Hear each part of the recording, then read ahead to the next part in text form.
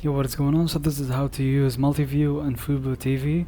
So the first step is to ensure compatibility. Multiview is currently available on Apple TV, Fire TV, and Android TV devices. If you're using a different device, you may not have access to this feature.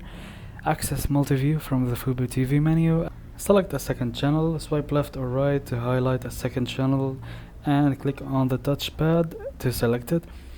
You can add up to 3 more channels in this manner. Customize your view, swipe down on the remote trackpad to view additional channels. You can also swipe left or right to highlight an additional channel and click the touchpad to select it. Adjust audio. If you're watching multiple channels with audio, swipe up, down or left, right to highlight the channel you'd like to hear from audio. A small volume icon will appear in the bottom left of the channel playing audio. Highlight and select one of the smaller channels to swap it to the larger window. Press the menu button on your remote while viewing a channel full screen to return to Multiview. To fully exit Multiview, press the menu and select the Exit Multiview. You will be taken to the full screen view of the channel that was highlighted when exiting Multiview. And that's basically everything to know.